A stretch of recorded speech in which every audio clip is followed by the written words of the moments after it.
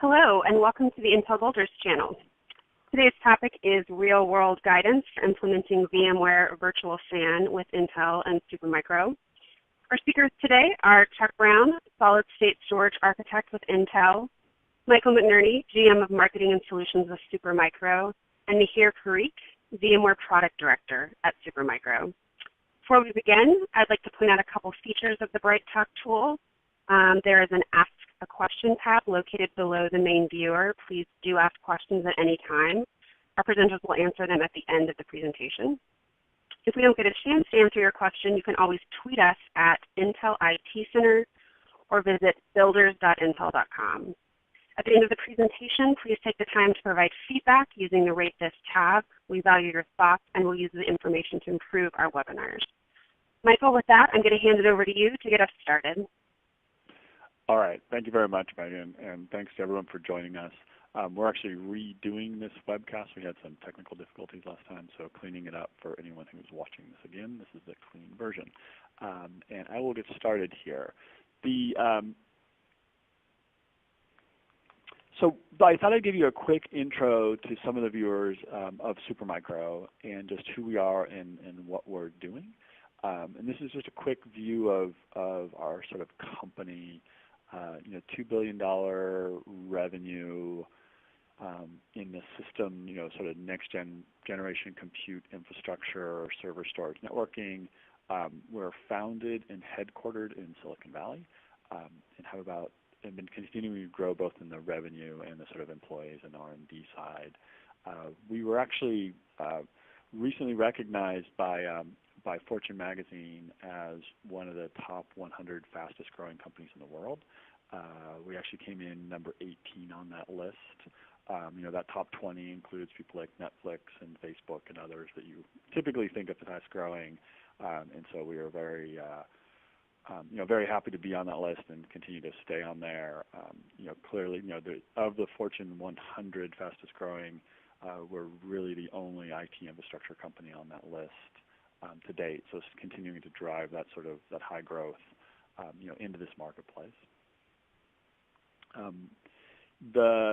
Why is that growth? What's driving that growth? One of the things that we're seeing a real shift in the industry in terms of the model of an infrastructure provider. So we're actually a vertically integrated, infrastructure manufacturer. So we do in-house design, development, manufacturing, service, and support. If you look at the traditional model of compute infrastructure, it's been largely an outsourcing question, right? How do I optimize my supply chain? How do I deliver these things? And we're really able to deliver the value of vertical integration, which I think has been recognized in the industry and recognized in some of the other areas. So the values of vertical integration just is you simply build better products, right? We have the engineers who all work together, know as we're looking at new products what's actually available. We're not outsourcing that sort of engineering talent. We're bringing it in-house. We can innovate faster in terms of what are the sort of opportunities in the technology. How do we get those out? Business velocity, control, all the values you'd see of sort of vertical integration. That's really where we're seeing sort of the value of Supermicro getting delivered. And one of the things that vertical integration allows us to do is to really deliver one of the broadest portfolios of server storage and networking systems in the marketplace. So in particular, today we're talking about NVMe solutions. We have over 60 server and storage systems that support NVMe. And as we've been building out and sort of really leaning into this investment in NVMe, we've been seeing sort of tremendous performance improvements, tremendous performance opportunities, and today we want to talk specifically about how to implement all-flash NVMe solutions with vSAN and partner with Intel and VMware to get this content ready. And I will actually pass this over to Chuck, who did a lot of testing on the vSAN environments, on the VMware, on the Supermicro system. So with that, I'll sort of pass it over to Chuck. All right, thank you, Michael. And as Michael shared, Intel partnered with Supermicro to look at what NVMe brings to the VMware Virtual SAN. So we're going to start today and give a little bit of background on what's new with the new release of the VMware Virtual SAN 6.2, and then we're going to go into a bit more on building a vSAN cluster, considerations as part of that, and then the test results that we found with the test configurations that we did look at, and what then share our learnings from that as well.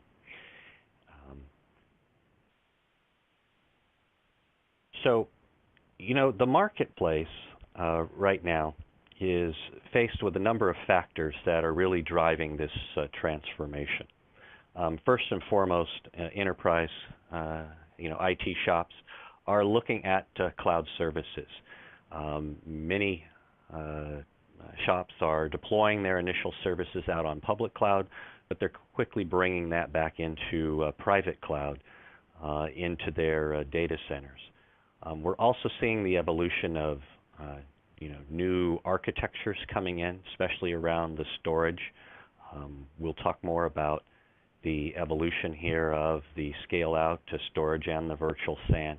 And as well, we're seeing new technologies, and this is where we wanted to kind of look at this combination of new 3D NAND technologies with the NVMe combined with the virtual SAN scale out storage architectures, and how one can then help in really deploying these new private cloud services that the technology does offer.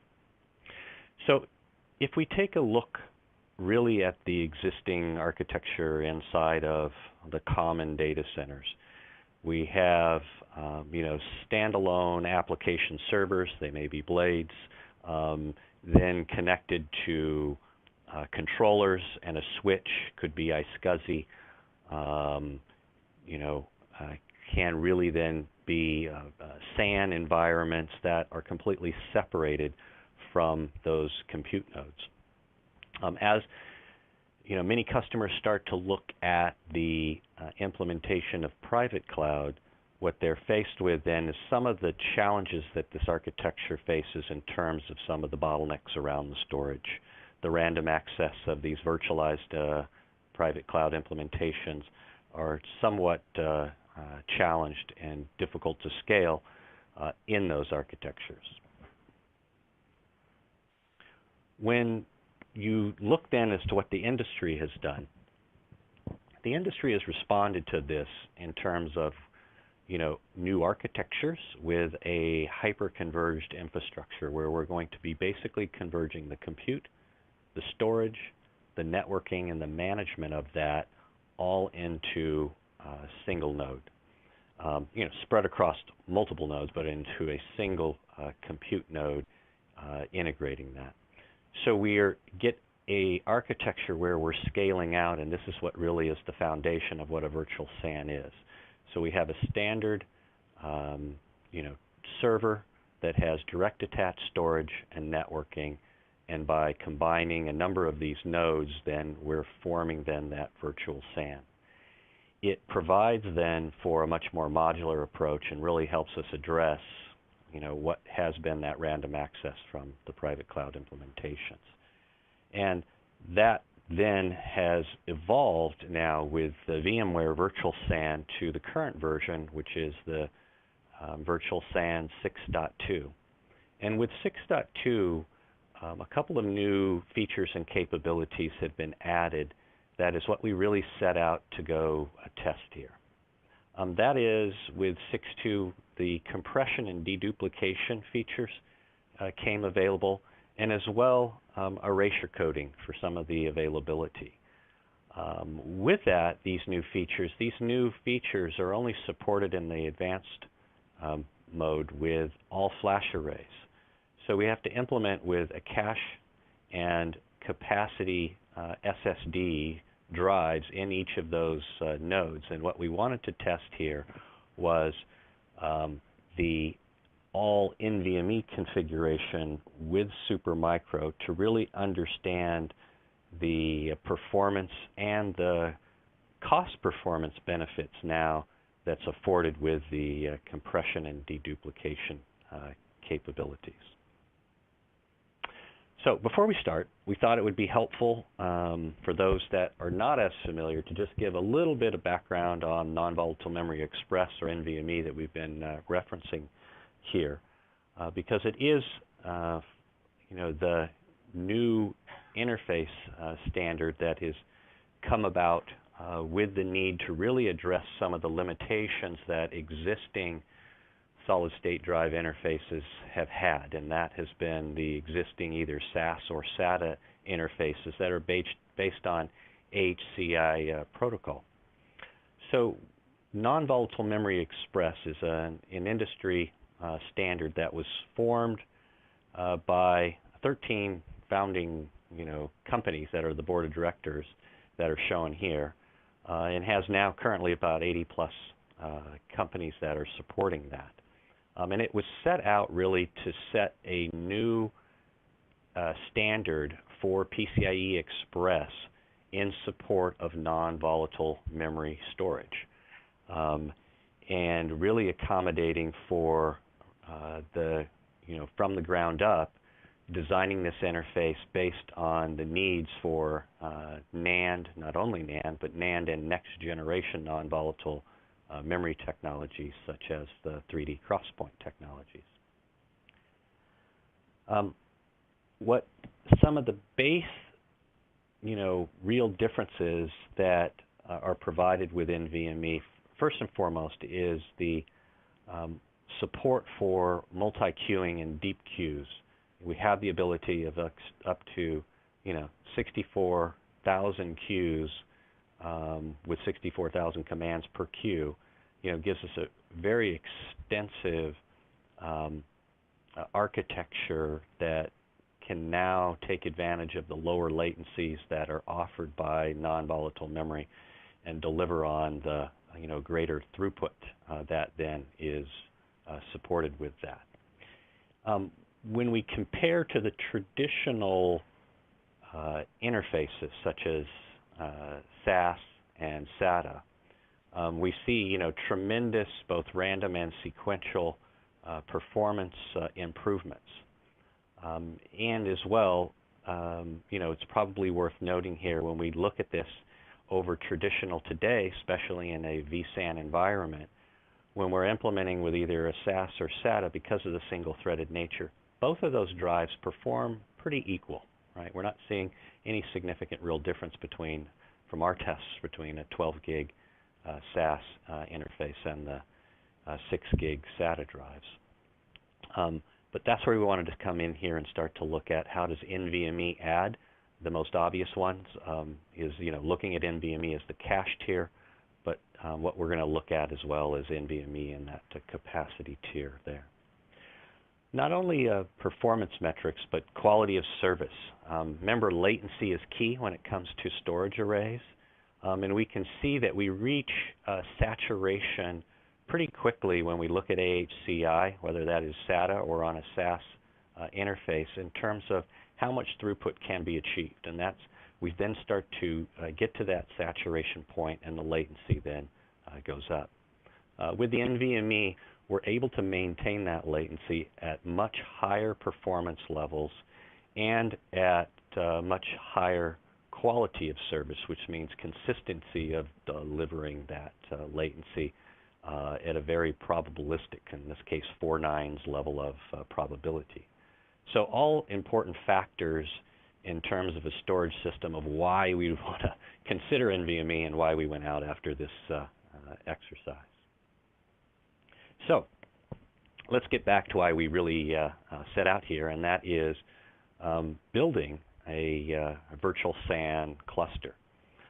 Now, to do this, we kind of have to look at what some choices are. What are the considerations, things you have to choose from? With the virtual SAN architecture, we first have to look at disk groups. And what a disk group consists of is the caching tier or a cache drive that has a number of capacity drives or more read-intensive drives behind that. And the more disk groups that I can get with that node, of course, the better the performance I'm going to get. Now with Supermicro systems, the luxury that we had is we had the ability to support all NVMe, and that ability with a server that would afford us 24 drives allows us to get to a higher number of disk groups. If you're implementing on some of the existing server configurations that don't have that, you may only be constrained to say, hey, I've got maybe 2 instead of 4 disk groups, or with a blade, I may only get 1 disk group, right? So your performance is going to scale pretty close to the number of disk groups that's there. Secondly is the core frequency of the processor. Because of the single-threaded nature of the virtual SAN, having more cores doesn't give as much benefit as having higher frequency in those cores in each of your virtual SAN clusters. But here we do need a minimum number of cores because we still are running compute in addition to that virtual SAN environment. So we got to pick that right number. Somewhere around 12 cores at a higher frequency is probably a choice. Now balancing. Next is really that trade-off of we've got to have a sufficient amount of memory, but then we've got to kind of balance the cost and the capacity aspects. So we're going to kind of be looking at that and what are some of the trade-offs here with this. So the single node that we developed for this test was based on the Supermicro 2028 series of their super server line. That is an all NVMe 2U configuration with 24 NVMe front NVMe drive bays. What this allowed or afforded us to do is provide up to 4 disk groups. And as we said, we want to pick a reasonable amount of memory here. We went with 256K of DRAM in each of these nodes with that. Boot drives, the Supermicro systems, we used an Intel 200 gig as a boot, although there is SATA DOM on the systems. You can boot from that as well to do that.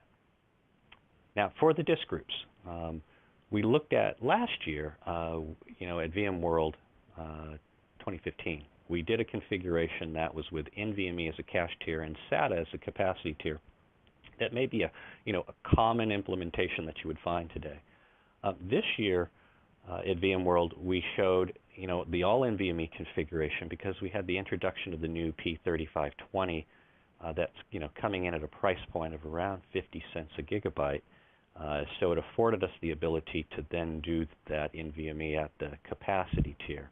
So now we build an 800 gig as our cache drive. So we need a high endurance, or the Intel P3700 high endurance SSD for caching. And behind each one of those, we had 5 of the P3520 2 terabyte small form factor U.2 2.5-inch drives. So we filled up all 24 of those drive bays to the maximum that was achievable with the 4 disk groups in that configuration. We then built that as a 8-node cluster. So basically 8 of those identical configurations, of which we had the VMware ESXi 6.2 hosts running. We could load that up to 250 virtual machines per node, or 2,000 overall virtual machines. Although that's not what you'd probably typically see under common workload. But we did want to stress it and actually load out to show that, yes, you can actually achieve and get there. We'll show more in terms of some of the performance. With that, we effectively getting to a point of, we had a data storage size of around 320, or actually 320 terabytes in that configuration, and a top-of-rack switch with the Cisco Nexus, which was just, what we configured was a common 10 gig switch. Now,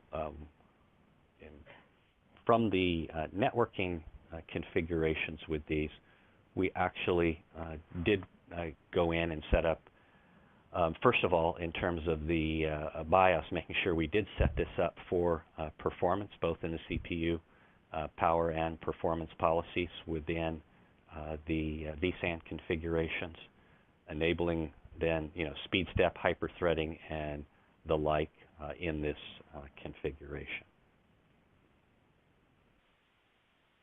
In terms of virtual machines, we had one virtual CPU for 4 gig. So we had 2 basic virtual drives spread across those 2 different controllers, because we had 2 10 gig connections that were coming into that top of rack from each of the nodes that was there. So a very common configuration that we would expect out of a vSAN configuration here. Now, we tested this for 1 node failure. We also had some testing of availability with a 2 node that we'll speak to when we get to that. Okay.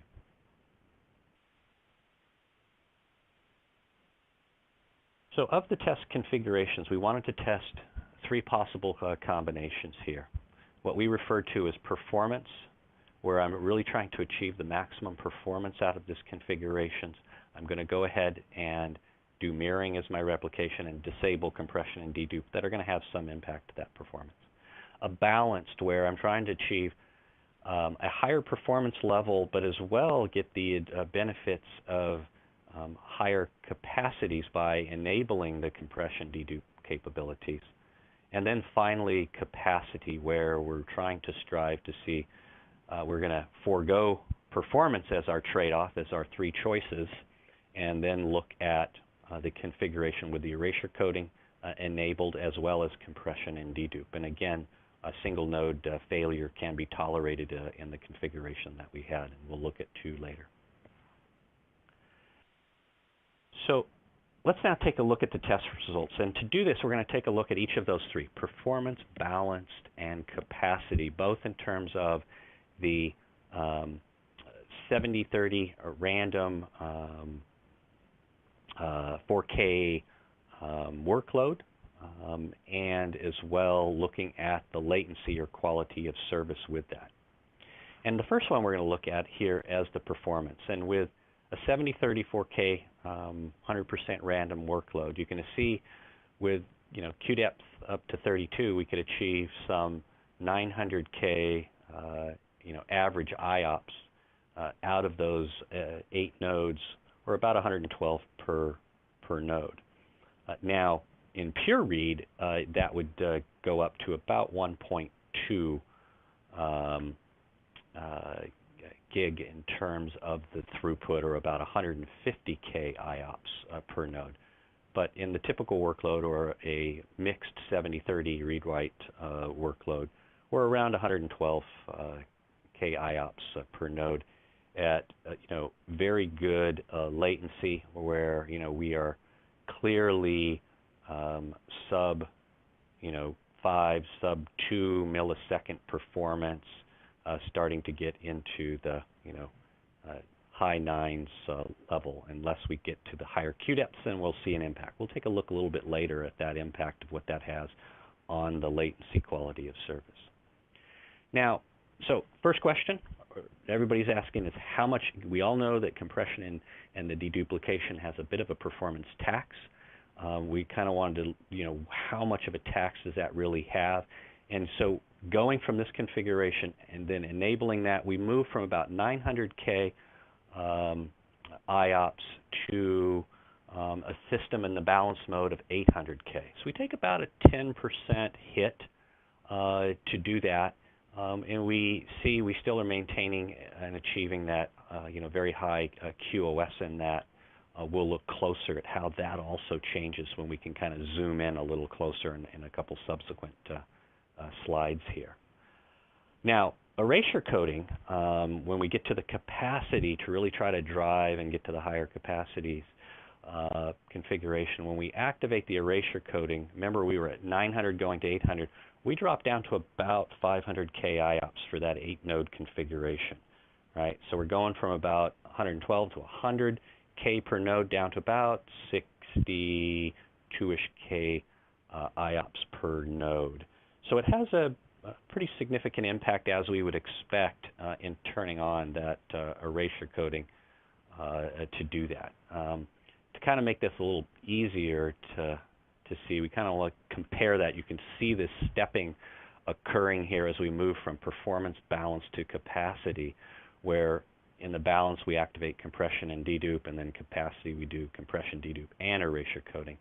Kind of really sets us that, balance is probably the most logical configuration, is kind of where we're concluding out of this, because we really do want to then look at the QoS and then what effective capacities and cost I would get out of that as that next level that we kind of studied. So to kind of pull it together here, we first look at the quality of service at a Q depth 1 and what impact does it have coming across. And we kind of zoomed in on that to kind of look at 3 nines and 4 nines worth of a latency, all well below the 10 millisecond in here at the 4 nines levels. But you can kind of start to see that when I have erasure coding and the like, I start to see it degrade just slightly, but still very good QoS coming out of that. When we move up to a Q depth of 32, you can see that impacted a little bit more. So it's kind of the bookends of what you would expect to see out of latency QoS out of these configurations. Well under the, kind of 10 millisecond, and when I look at that, kind of that 99.9%, well within that, 2 to 5 milliseconds of latency in terms of both of those extremes of that. So, kind of summarizing some of the learnings that we found, is we kind of wanted to first, take a look at a couple of different factors. And the first of that is also really, what impact does the availability have if we look to 2 nodes of tolerance. So we added that additional test when we look at this summary. And what we mean by availability here is we are going to actually enable it that 2 of the 8 nodes could actually fail, and we can continue to run off the remaining 6 nodes in that configuration. What type of a impact would that have on our performance and our overall cost performance factor? So now we'll kind of look at the summary across the 3 that we shared earlier, plus that new higher availability mode. And as we show here, we're going to take a look at the virtual data store capacity. In other words, what effective capacity did I get? So we're plotting both the performance, the 2 bars here. The top bar is going to be looking at our 100% 4K read. So in the case of our performance, remember we said it was 1.2 gig in terms of that average IOPS. In the 70-30 mix, that was at 900K. So you can see that between when I'm going from pure reads to a standard mix workload, which would be your typical workload. Now, so that's what the graphs are. You can see that decline as we go from the balance to capacity, and then level out a bit in terms of the reads, but continue to drop in terms of the randoms when we do the second node for high availability. But the green, lighter green color of the bar charts shows you the effective data store capacity. How many gigabytes am I getting with compression and dedupe? We look at this moving into that balanced level mode. I'm going to go for it. We had a raw-based storage of 345 terabytes in the system, moving up to, in this case, 710, so over a 2x improvement. And of course, obviously, that's going to vary depending on the workloads. And we had a pretty consistent level of workloads here, so we should expect to see, a very good improvement with compression and dedupe, because if things are, very consistent here, then dedupe should actually help us improve that capacity piece, or the compression should help improve on those capacity pieces too.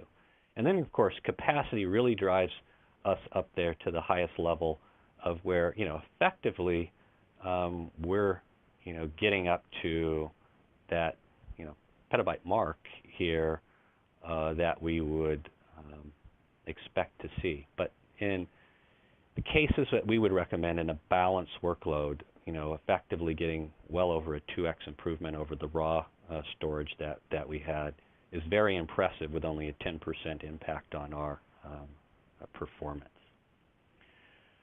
The big question is always asked, how much does this cost? So we did look at that. We step back and look at the cost of this 8-node system. We added up the cost of all the hardware. This is the servers, the switch, all of the SSDs, the CPUs, etc. We came in, not including license costs of the VMware, at just north of $1.85 a gigabyte when we look at the pure raw performance numbers. Very impressive when you consider that's an all NVMe configuration. Even much more impressive is you can see that dark blue line drop into that balanced mode to where we're dropping down to 37 cents a gigabyte effectively, given that compression dedupe activated, or about 25 cents an IOP with the performance that was achieved out of there. And as you can see that, very small impact in terms of dollars per IOP going from that, 25 cents, 29 cents kind of ish range that you can read off of that bottom bar. So a very impressive, cost factor that is now afforded us because of, the Supermicro system and the all NVMe configurations with the new Intel the P3520 SSDs in that configuration. And this even maintained when we went to the higher availability, and could tolerate 2 nodes of failure in this case. So overall, I'm very impressed. If we compare that, we always kind of get asked this, well, this is an all NVMe configuration. How did this compare to the NVMe cache with the SATA that typically may get deployed in ready nodes today? And the answer to that is we saw about a 50% improvement in terms of that performance compared to the NVMe SATA configuration. So, overall, we were getting 150K IOPS pure read in this configuration versus around 100K IOPS in the NVMe SATA. Compared then to just using standard SATA and cache and hybrid was, dramatic improvements. And again, that's not even an affordable, reasonable option because you can no longer take advantage of the new features in 6.2 and the hybrid configurations. So, we found that this was, truly a very effective implementation from this. And at this point, I'd like to pass it back over to Supermicro, and we'll talk a little bit about the ready node configurations that you can get with Supermicro based on this. Thank you, Chuck. Hello, everyone, and thank you again for joining this webinar. You guys would agree Chuck has provided a wealth of information on vSAN. Now that you have the strategy to tackle any infrastructure challenges, I'm going to provide you with some emulation on how to tackle those challenges. I'm going to show you the vSAN ready nodes that we have that makes use of NVMe to improve performance, as Chuck has mentioned in his presentation. We have 3 different types of ready nodes.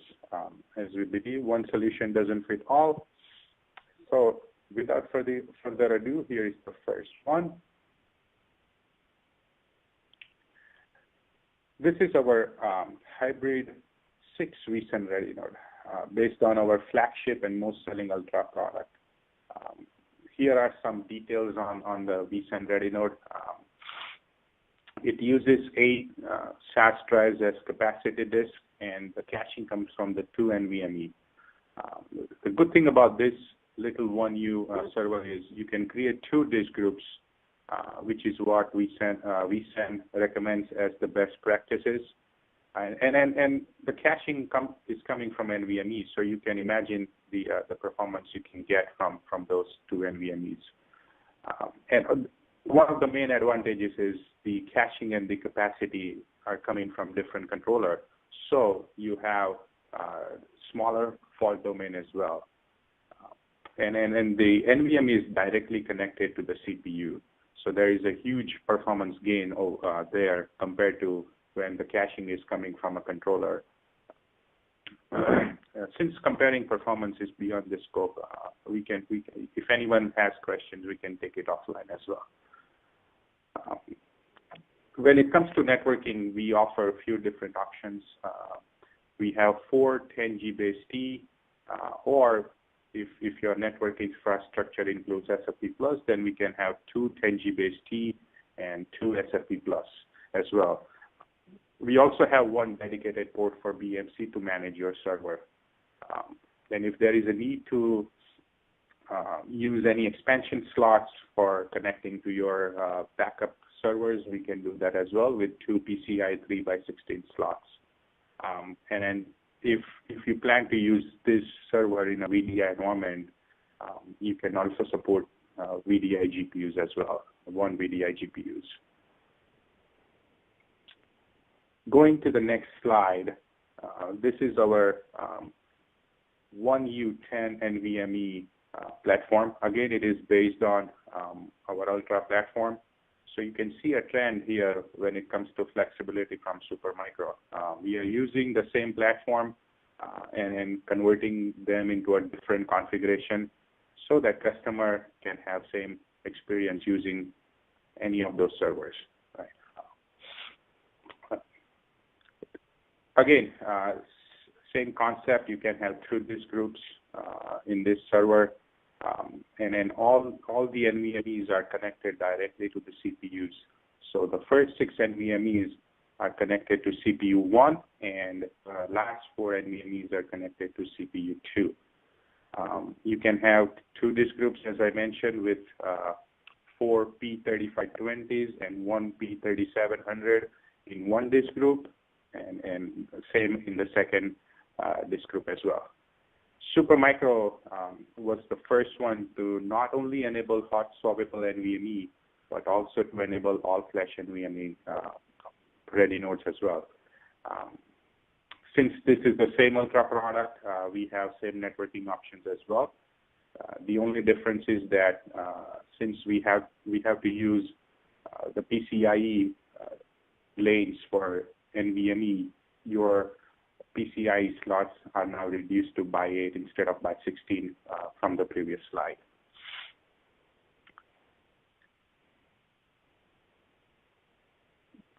Okay, if you think you had enough of the NVMEs, here is our latest and greatest vSAN all-flash NVMe ready node, which was the base of this presentation, and also it was shown in the demo in VMworld at the HCI zone. This ready node is again based on our Ultra platform. The key features are it has 24 NVMe drive bays, so you can create 4 disk groups, with 5 P3520s and 1 P3700. In doing that, you can get up 40 terabytes of raw space. And if you put that into an 8-node cluster, as Chuck mentioned, you can get up to 320 terabytes of raw space. With the new features in vSAN 6.2, such as erasure coding and dedupe and compression, your raw storage goes a long way, and your dollar per GB will reduce dramatically. Again, it can have 4 into 10G base TRJ45, or 2 10G base TRJ45 and 2 SFP+ as well. Same thing for the BMC, 1 dedicated port. And also we can have a couple of expansion slots, PCI 3x16. Going into the next slide, I can some of the key features. 24 hot swap 2.5-inch NVMe drives, 12 drives coming from CPU 1 and 12 drives coming from CPU 2. There is a PCI switch connected in between, so in order to satisfy the lane requirements. It has 24 DIMM slots, and each can support up to 2400 megahertz memory speed. It can have up to 3 PCIe Gen 3 add-on cards, expansion capability. Comes with 1600 watts titanium level power supply completely redundant. We have done some redundant testing, and even on one power supply, it works without any issues. So it is a true redundant system, even after populating everything. It can go up to quad port 10G-base-T, or as I mentioned in my previous slide, 2 10G-base-T and 2 SFP+ as well. It also supports 2 SATA DOM and 2 rear hot swap 2.5-inch SATA drives. So you can use one of those as your ESXi boot drive as well.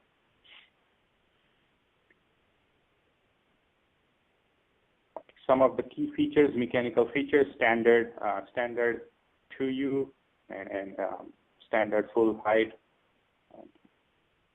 Some of the key features on the back of the chassis, they are toolless hot swap trays, so you don't need any tool. You can take out the trays and replace your hard drives or SSDs without the help of any screwdriver. Quad 10G-base ports, auto latch for your rack. It also has SATA DOM support and 24 hot swap 2.5-inch NVMe drives. So that was our ready nodes, and then we thank you for attending this webinar. Thanks, Nihir. So now we'll jump into some Q&A. You can enter your Q&A on the chat room if you have any. I got a few here that have sort of backed up, and Nihir and Chuck, I'll pass them on to you as sort of appropriate. So let me read the question first, and then we'll figure out who best to answer it. So the first question is, you mentioned VDI as a use case. Can you provide more insight to why this use case specifically benefits from these configs versus other lower cost options? It would also be helpful to understand other use cases where these configs would be most valuable. Thank you. So I don't know if Chuck, you want to take that one? Yeah, I'm sure I can do this. VDI happens to be, a use case that is very dependent on the memory storage, I should say, the storage throughput. And moving to a vSAN configuration has really resolved a lot of the bottlenecks that traditional storage, has run into when running virtual desktops environments. So virtual SAN has been one of the starting usages that many people have implemented because it really has freed up that bottleneck and allowed those virtual desktops to run very much more efficiently. But with the latest releases of vSAN, we've seen the usages move from test dev and VDI to mission critical applications. As we said, we had demonstrated a case where you up to 2 nodes and an 8-node cluster could actually fail. We're starting to see traditional business decision processing applications move, whether that's analytics, databases, and the like. They're all well afforded use cases now. So with some of the new capabilities, you're seeing the virtual SAN actually move into those new enterprise class types of applications. All right. The next question was, Intel RSTE and VMD feature only support Intel NVMe? So maybe check that for you again. Yeah, the RSTE, or the software RAID capability, is supported across any typical drives that are there, so it's not a limitation by any means. What you're going to find in our next generation of Xeon platform, or the Pearly platform, is a direction to start to move and include that as part of that platform. For basically having that virtual RAID functionality as part of our platform itself. With that. Okay, great. Here's another question. Maybe Nihir, you can answer this one. It's like, do I need to buy a license for vCenter, or is it included? We have both the options. So if you have an existing vCenter in your environment, then you can use it to configure and deploy vSAN. But if not, we can bundle whatever software is needed to run vSAN with the server as well. Okay, great. Just one or two more here, and I think, let's see, you mentioned a 4-to-1 ratio for capacity drives versus cache drives, but it looked like the configuration showed you were at least 12-to-1 or 20-to-1. Can you explain this difference? Yeah, if you look at the configuration, actually it was a 5-to-1 ratio of drives. We had 5 2-terabyte drives to the 800 gig cache. But if I look at it as a ratio of capacity, then yes. In other words, I had 10 terabytes to 800, so just north of a 10-to-1 there.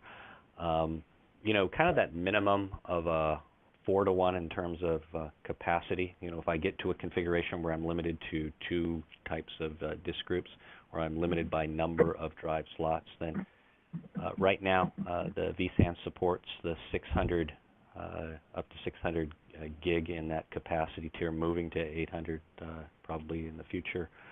You'd want to afford that to probably a minimum of 4x that, on up to probably around that 10x number that we saw. Yeah. All right, last question here. All the vSAN ready no support DDI solution, if we're using NVMe, can it solve the boot storm problem?